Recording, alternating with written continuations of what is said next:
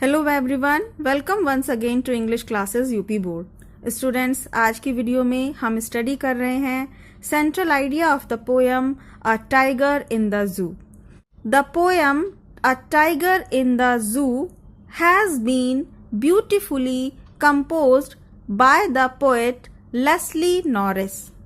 ये कविता tiger in the जू बहुत ही सुंदर तरीके से रची गई है कवि लेस्ली नॉरिस के द्वारा।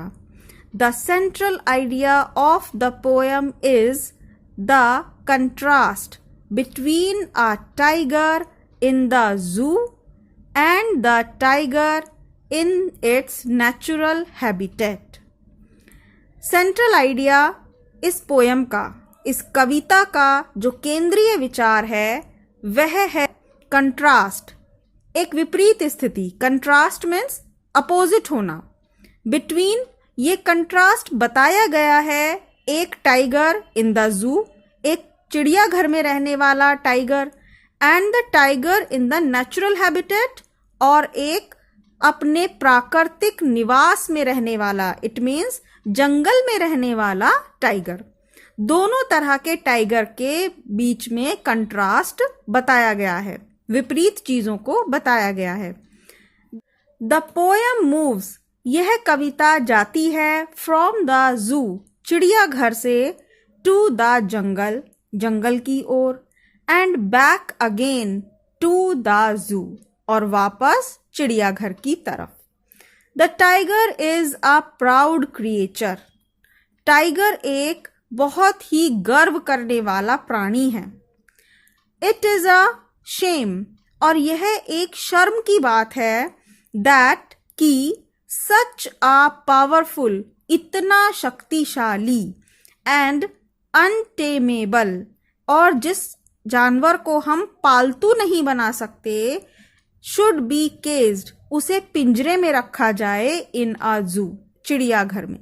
ये एक बहुत ही शर्म की बात है कि इतना प्राउड फील कराने वाला जानवर, इतना शक्तिशाली, और जिसे हम पालतू नहीं बना सकते, उसे आप चिड़ियाघर में बंद कर दें।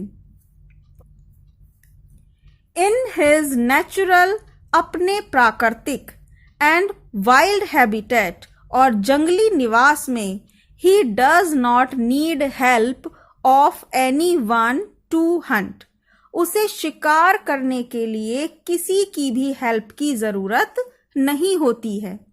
Like human beings the tiger too loves, मनुष्यों की तरह ही टाइगर भी प्यार करता है, एंड वैल्यूज, महत्व रखता है, हिज फ्रीडम, अपनी आज़ादी का। जैसे मनुष्य आज़ाद रहना पसंद करते हैं, उसी तरह से टाइगर भी अपनी आज़ादी के महत्व को समझता है और उसे प्यार करता है।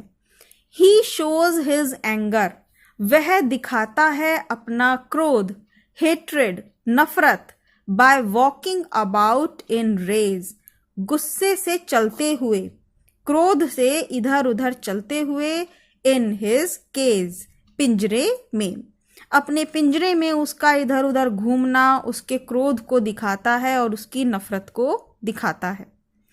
तो स्टूडेंट्स, यहाँ पर ये सेंट्रल आइडिया फिनिश होता है। आई थिंक आप इस कवि के द्वारा लिखी गई इस पोएम के सेंट्रल आइडिया को बहुत आसानी से समझे होंगे कि किस तरह से आज़ादी का महत्व जानवरों के लिए भी होता है, और आज़ादी ना मिलने पर किस तरह से व्यवहार में परिवर्तन आ जाता है। आई होप ये वीडियो आपके लिए बहुत हेल्पफुल रही होगी, और इस सेंट्रल आइडिया से आप अपने एग्ज़ाम में बहुत अच्छे मार्क्स ला सकेंगे। तो स्टूडेंट, इस तरह की हेल्पफुल वीडियोस के लिए इस चैनल को सब्सक्राइब करना नहीं भूलिएगा। Thank you very much.